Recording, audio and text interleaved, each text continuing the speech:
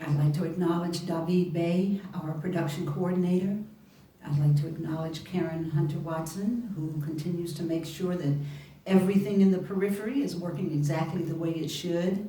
And I'd also like to again thank Desmond Clark, licensed practitioner here at the Spiritual Enrichment Center, for her opening treatment. Our topic today is just breathe. You know, some things you can consider yourself to be in control of, although I would beg to differ. And some things are just happen exactly in the time and sequence that it should. The title for this talk was actually established months ago. And yet here we are at a time when breath is such a vital part of what's happening in our country right now. The whole idea of breath is at the root of an opening within our society, within our hearts, an opening to begin to delve deeper and deeper, eyes wide open, into issues of racism and biases and privilege and non-privilege that is shaking this country by its very core. Let's roll time back to around January when we first began year 2020. And I remember even before January 1st, everybody was looking forward to, myself included, we were all looking forward to 2020, that year of clear vision, that we would be able to see beyond all of the issues and concerns and begin to really move forward. Clear vision. So January came, and I remember towards the end of January being in South Africa and just beginning to hear about the coronavirus and being concerned about whether I would make it back home or not. I think there were many people who can tell stories about where they were in January as we were coming to the end of January into February. And we were really beginning to have the experience of what it meant for the coronavirus to invade our bodies and our systems and what was happening, looking first at China and then the rest of the world and ourselves. So I had this thought the other night as I've been contemplating all week this message. Did we not call forward a time of clear vision and have the sequence of things that have happened caused us to have to slow down, take a look at ourselves, surrender, and engage in loving ways with our family members and community to begin to open that heart space? Did it not cause our eyes to begin to open more and more to what's around us, to see things at a deeper level? The good, the bad. The way things work for some and don't work for others. The disproportionate number of deaths in communities of color and poor people. We got to see the politicalization of this virus. And for some of us, that's been kind of challenging and painful at the same time. But that's not our topic. So we've come through 3 months now, actually 4 months, of living with this virus that has killed over 100,000 people in our country alone. And we've been confronted with this question: who am I? What am I having an opportunity to see and experience and learn about myself and about the world around me? Remember, we called forward 2020 vision. this time of evolutionary insight birthing evolutionary change. So many lessons have been learned as we've come up to this period, just a few, it seems like yesterday. It seems like yesterday when George Floyd, we got to see in living color the breath taken from a man, a murder, a horrific event in living color on social media, every form of media, print media. And we had to take that in. 8 minutes and 46 seconds, we watched this happen. Let's take a deep breath here. And as a result of that horrific illustration of one of the most horrific events that has been with our country for hundreds of years, racism. We got to see it and have a part of that experience. And each of us has had our own relationship to that experience. You see, we know that we come in to this world straight out of our mother's womb on our breath. It is that first breath that lands us right here. Just as we know that the one thing that takes us on our return to our heavenly state is the breath. We come in with the breath, we go out with the breath.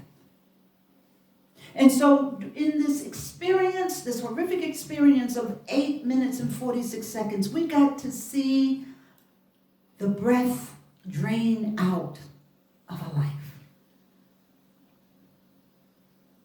2020 vision, evolutionary times, evolutionary change. We will all remember this.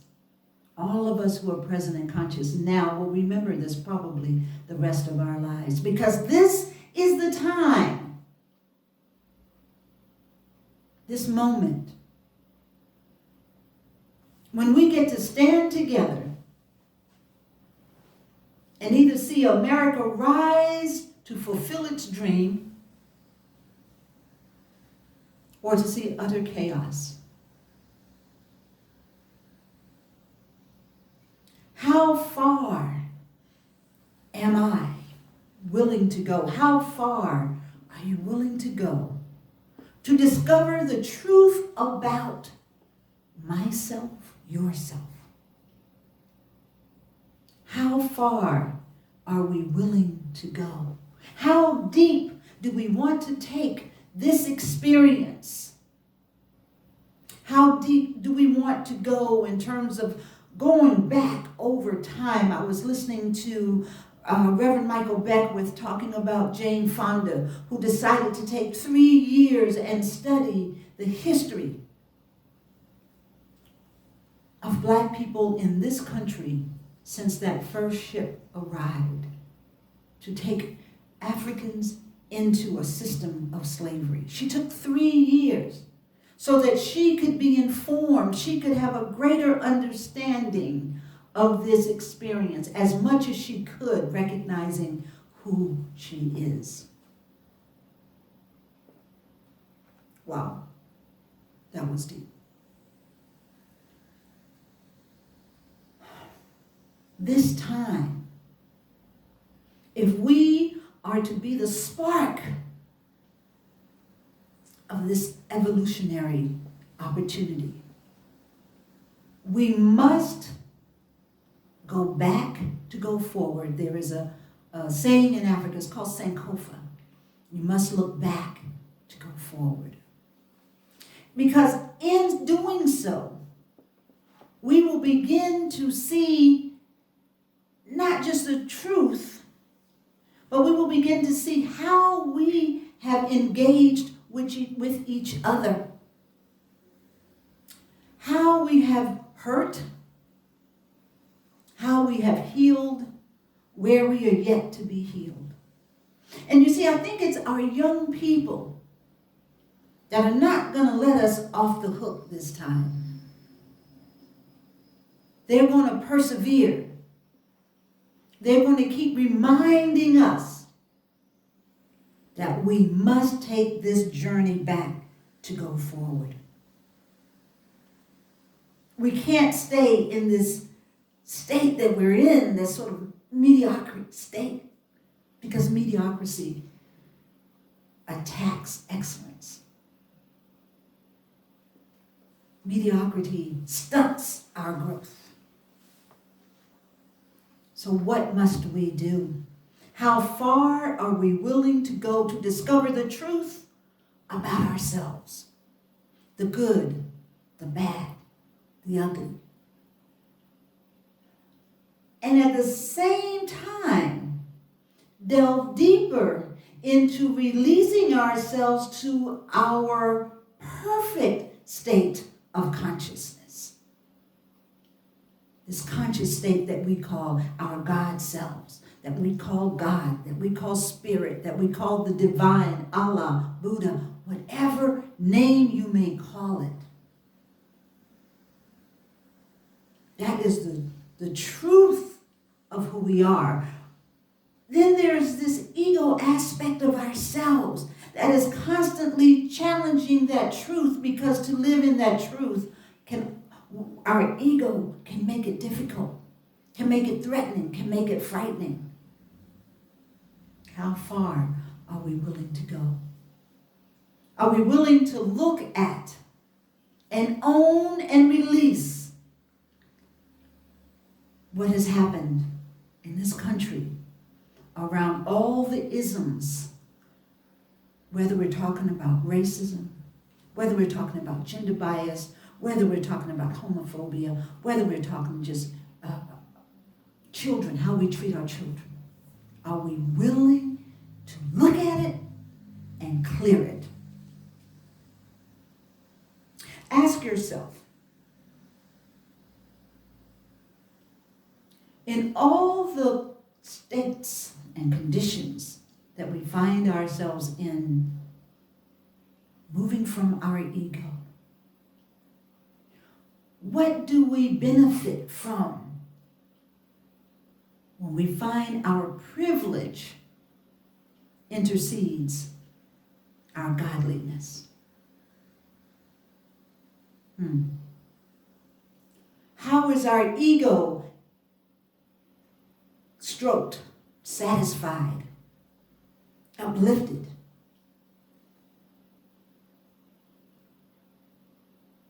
I want to know. Because I find myself in this moment when we're talking about the breath that brings us in, the breath that can take us out,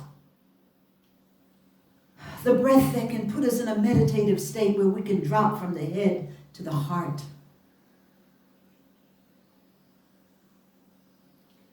The breath that gets rapid when we're afraid. I can only imagine, I hear the heartbeat of George Floyd. I hear Mr. Floyd's heart beating sometimes inside of me, just faster and faster and faster as he called out, "Mama." But see, I don't want to make this just about George Floyd. Because I think in his horrific surrender, as he called, acknowledging his mother, "Mama," I see her standing right there saying, "Come on, son, enough is enough." In that moment, he allowed his life to be an example that was harsh enough, horrific enough, painful enough that America would have to listen. America would have to see. We would all have to go deep to find out how complicit are we in what happened. We saw that last breath.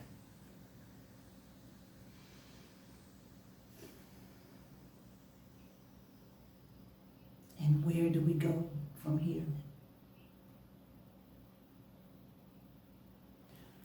Where do we go from here? I remember during the Civil Rights Movement, for those of you who are listening and you're from Alabama, when Queen Mother Amelia Boynton Robinson was beaten on Bloody Sunday, held in the arms of another martyr. It was that picture of her laying unconscious, a beautiful woman, beaten, tear-gassed, that woke up the consciousness not only of America, but the world. George Floyd has done the same thing. It was him with that knee in his neck, giving his last breath, that once again, America, we would have an opportunity to embrace a greater truth and change and eradicate racism, systemic racism from our experience, our society. It will become a thing of history, but not a thing of today, not something of what's going forward. We have this evolutionary opportunity to transcend, to move beyond, the here and now into an evolutionized experience where love, righteousness,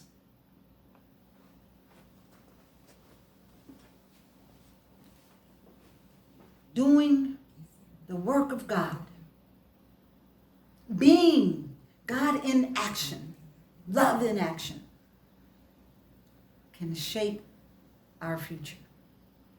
Imagine, I am a mother of 3 black men, beautiful sons. I will no longer have to hold my breath when they have to be out and about, especially at night. When they don't have to, I don't have to worry about, will they come home, will they be safe?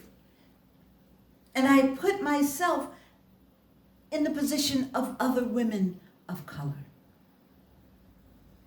So this brings us to the next question. Ask yourself, if not me, who? We're all in the seat of opportunity. We are all in the seat of opportunity. And when we're not distracted by weapons of mass distraction, such as the things we hear on social media, the distruths that are being said about what the protesters are doing. Yes, they are causing a disruption. Yes, they're standing strong. Yes, they're out there, and they're out there in living color. And they're out there more passionate. Every day the numbers continue to increase because they know it's time for this to end.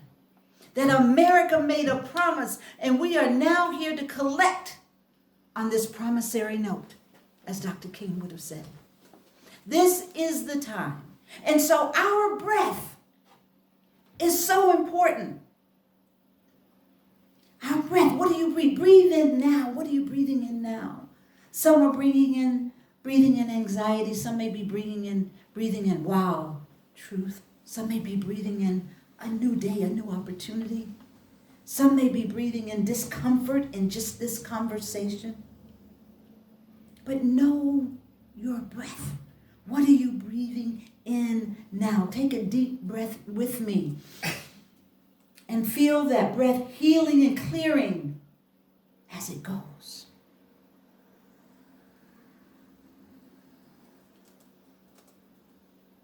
Breathe. Just breathe.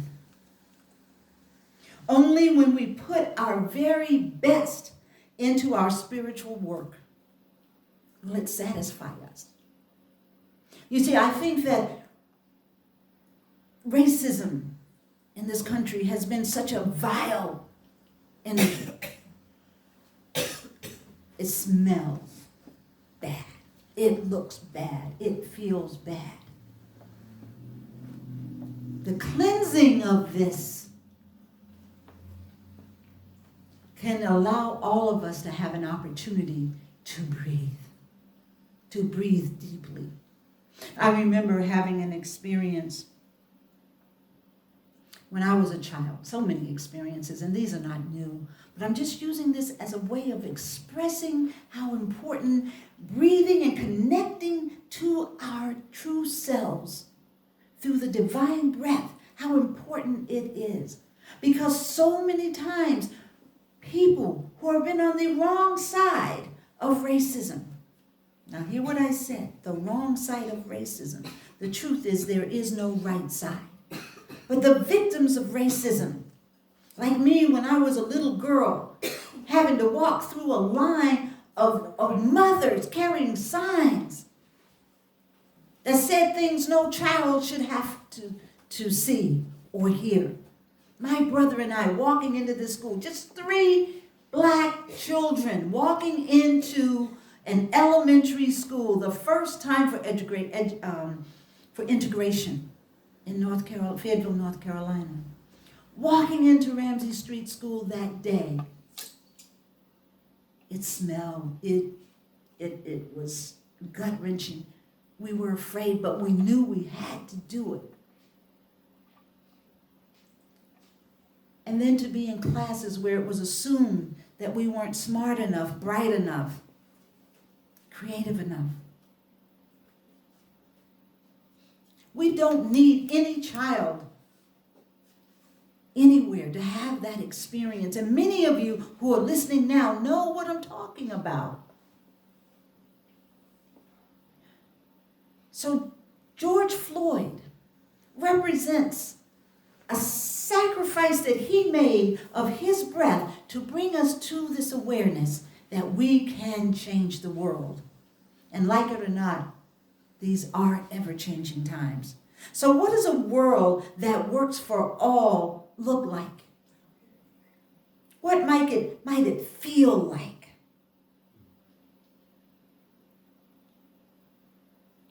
Feels like real freedom to me.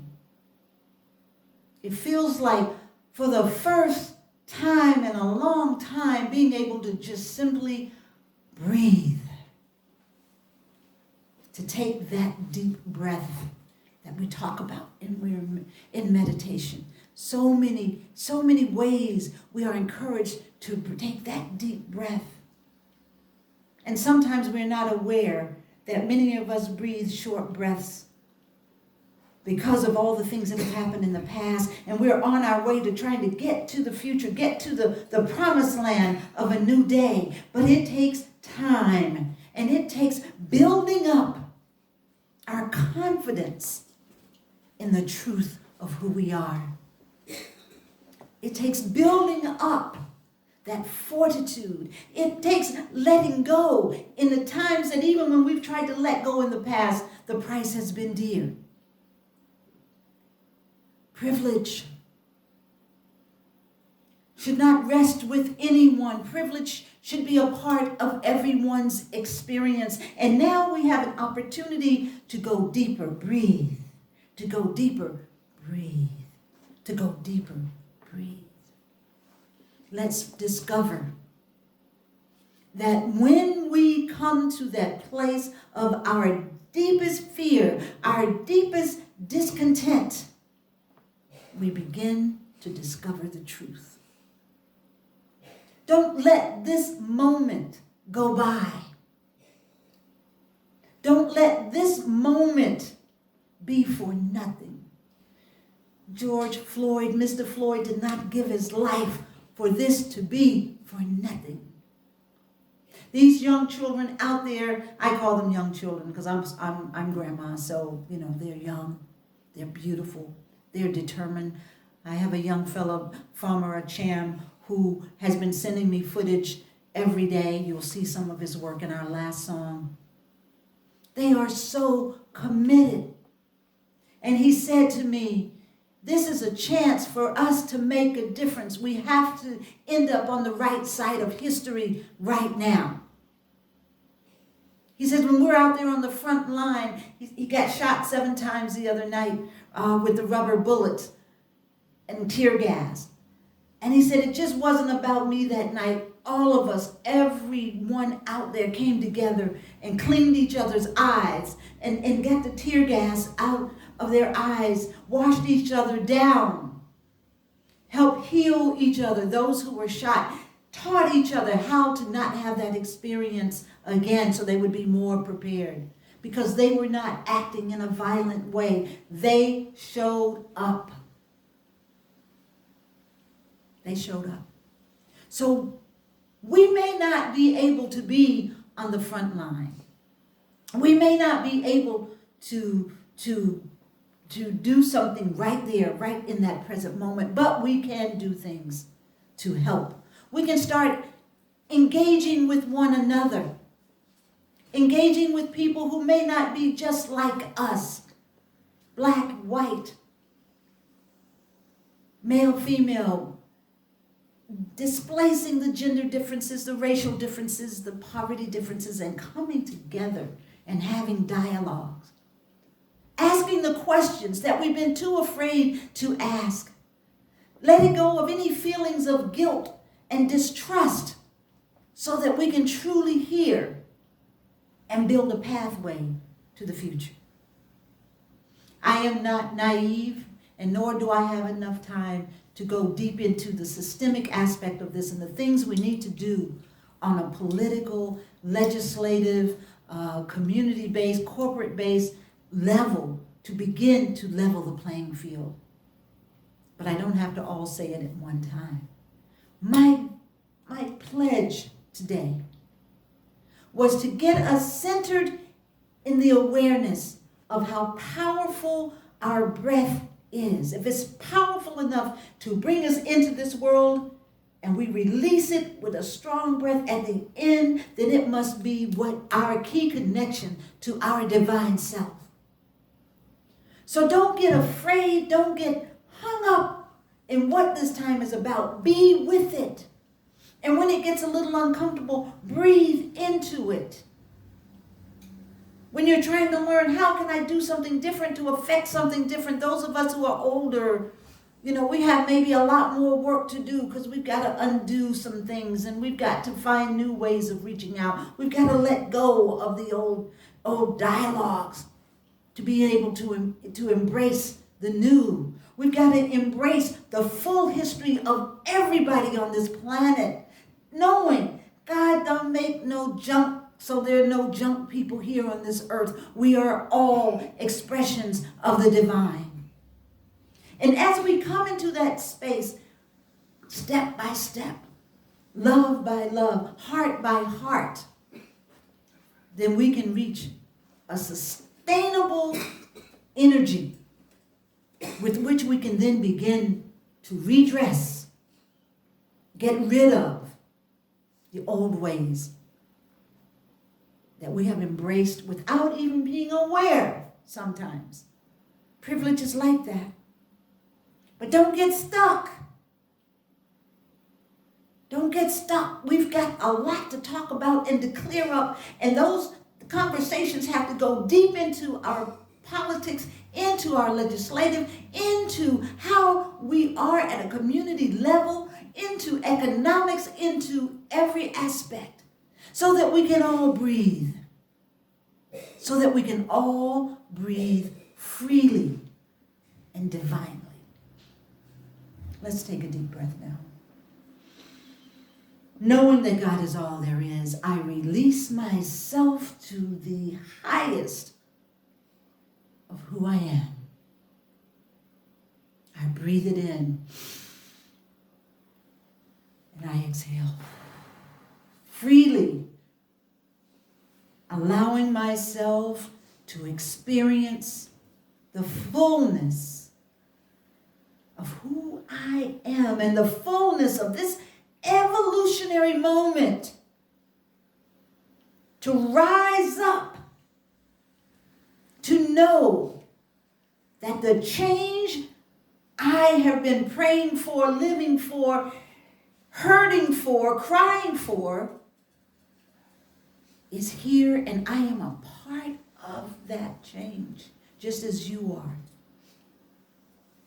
The time is now, and we are the ones. Let us take a deep breath as we prepare for our next song, which is brought to us by Aja of I Divine.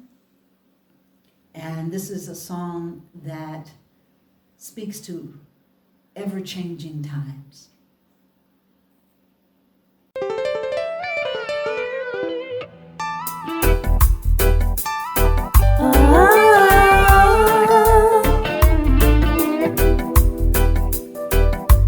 Ever-changing times.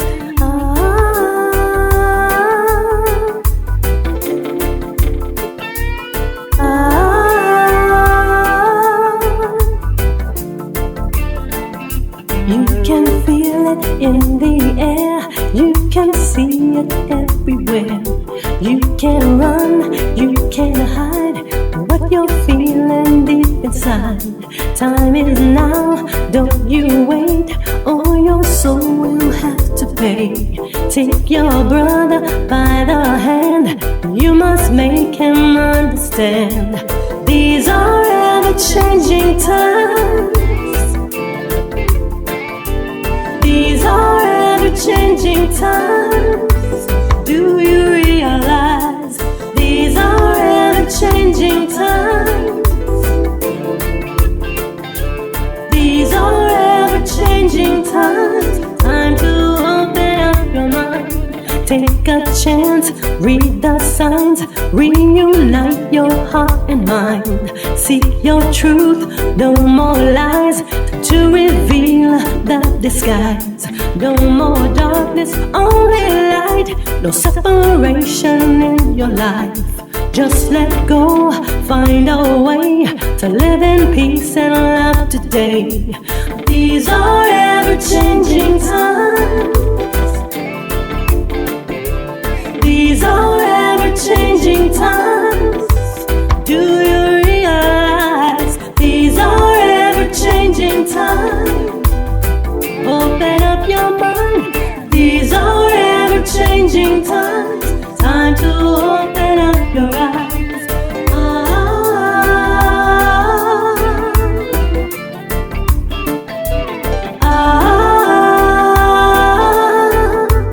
Ever-changing times.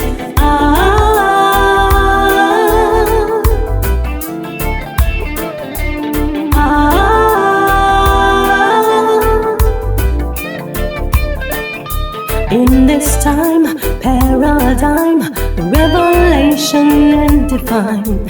Ask the question in your mind. You just seek and ye shall find. Change will come for everyone. A new day under the sun. Don't let fear blind your way.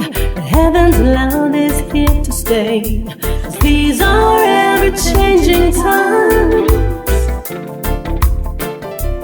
These are ever-changing times. Do you realize these are ever-changing times? Open up your eyes. These are ever-changing times. Time to open up your mind. These are ever-changing times. These are ever-changing times. Do you realize these are ever-changing times? Open up your eyes. These are ever-changing times.